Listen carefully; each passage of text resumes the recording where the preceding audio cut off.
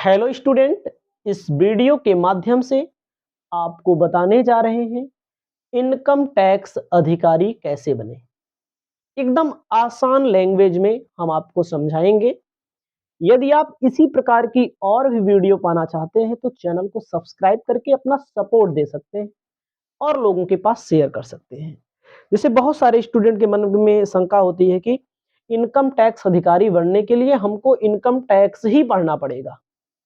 ऐसा कुछ नहीं है। ऐसा कुछ नहीं है कि कोई व्यक्ति बीकॉम किया हो, एमकॉम किया हो, टैक्स पढ़ा हो, वही इनकम टैक्स अधिकारी बनेगा। ऐसा कुछ नहीं है। आपको मैं बताना चाहता हूं, इनकम टैक्स अधिकारी बनने के लिए कुछ मैंने टॉपिक लिखे हैं। सबसे पहले आपको मैं बता दूं, SSC CGL एग्जाम लेता है। ध्यान दीजिएगा, SSC जो है वो CGL एग्जाम लेता है।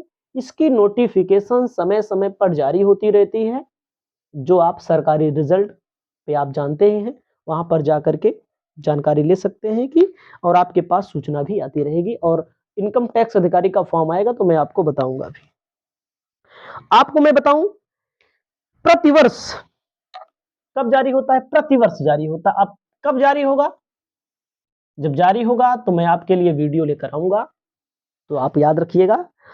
और उसके बाद मैं आपको बता दूं, इसके लिए फॉर्म भरना पड़ता है।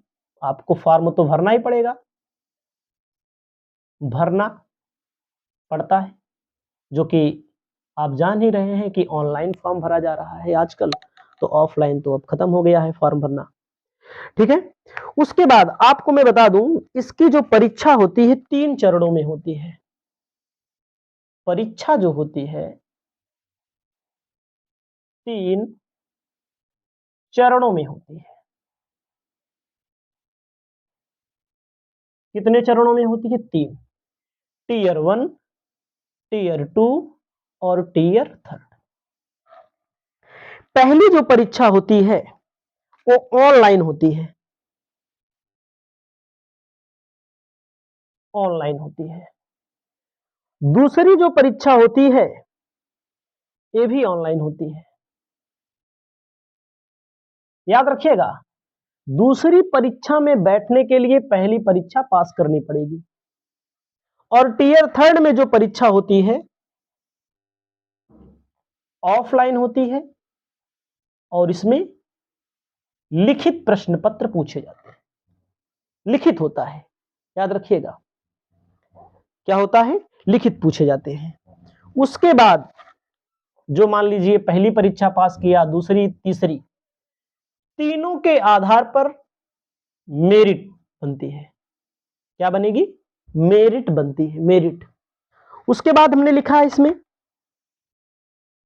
जिनका नाम मेरिट लिस्ट में आता है उनका चयन, मेरिट लिस्ट में जिसका नाम आएगा उनका चयन कहां हो जाएगा? इनकम टैक्स ऑफिसर के लिए। और मैं आपको बता दूं, इसका और भी चीजें हैं। और इसकी जो परीक्षा होती है, इसके लिए योग्यता क्या होनी चाहिए? योग्यता जो होनी चाहिए, स्नातक।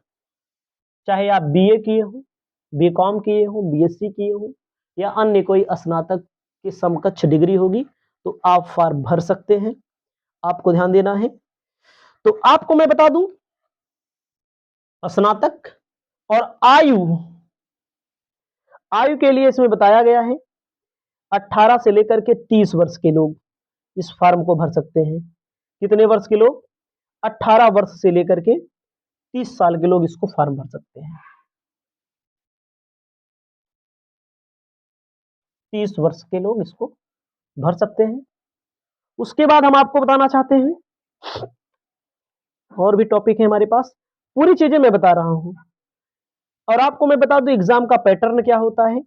एग्जाम के पैटर्न में आपको मैं बताना चाहता हूं, टीयर 1 में 4 पेपर होते हैं। चार चरण होता है। टीयर 1 का 4 चरण होता है।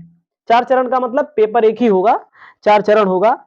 सब में इसमें ऑब्जेक्टिव क्वेश्चन पूछे जाएंगे 25-25 नंबर के। 25, 25, 25 और 25 नंबर के 4 क्वेश्चन आपसे यहां सॉरी 25-25 नंबर के पूछे जाएंगे। ठीक है, 25-25 नंबर के क्वेश्चन पूछे जाएंगे। पूर्णांक कितने का हो जाएगा? पूर्णांक हो जाएगा 200 अंकों का। 200 अंक का पूर्णांक हो जाएगा। सभी बहुविकल्पी होते हैं और समय जो मिलता है 1 घंटे का समय मिलता है। समय जो मिलता है 1 घंटे का मिलता है। तो इसमें आपको ध्यान देना है, इसमें क्या पूछा जाता है? जनरल अवेयरनेस पूछा जाता है, जैसे जनरल इंटेलिजेंस के बारे में, जनरल इंग्लिश के बारे में, जनरल रीजनिंग के बारे में, जनरल अवेयरनेस के बारे में, सामान्य जानकारी के बारे में पूछा जाता है वही। ठीक है, दूसरा चरण होता है जिसमें 2 प्रश्न पत्र होते हैं। आपको दूसरा भी बता दे रहे हैं, आपको बताना चाहते हैं दूसरा चरण।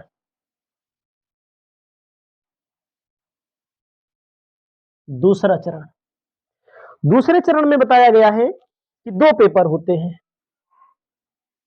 2 पेपर, सब मैंने पहले से लिख के रखा है। 2 पेपर होते हैं। ठीक है, 2 पेपर में क्वांटिटेटिव एप्टीट्यूड और जर्नल इंग्लिश पूछी जाती है 100-100 नंबर के। क्वांटिटेटिव एप्टीट्यूड 100 नंबर का और जर्नल इंग्लिश 100 नंबर का पूछा जाता है। और इसमें आपको कुल मिलाकर के 200 अंक होगा और 4 घंटे टाइम मिलेगा। क्या मिलेगा? 4 घंटे टाइम मिलेगा। इसमें सभी ऑब्जेक्टिव होंगे, ऑनलाइन होगा। ठीक है, तीसरा चरण क्या होता है? तीसरा चरण, तीसरा चरण कहा गया है तीसरे चरण की परीक्षा पास होती है, यह अंतिम चरण होता है या ऑफलाइन होता है? ऑफलाइन। इसमें निबंध पूछा जाएगा। निबंध के बाद, ठीक है,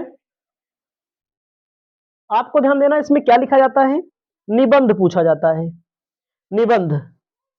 ठीक है, व्याख्यात्मक प्रश्न, पत्र लेखन, कैसे पत्र लेखन होता है, कैसे पत्र लिखा जाता है, व्याख्या कैसे की जाती है, इसको सारी चीजें लिखने की होती है। इसी के आधार पर, तीनों चरणों के आधार पर मेरिट बनती है और लगभग शुरुआती जो होता है न्यूनतम 60,000 70,000 पेमेंट मिलता है। उसके बाद धीरे धीरे लाखों में पेमेंट मिलता है। तो आप लोग को यदि हमारी वीडियो अच्छी लगी हो तो चैनल को सब्सक्राइब करना ना भूलें। इसी प्रकार हम आपको और भी वीडियो लेकर आते हैं।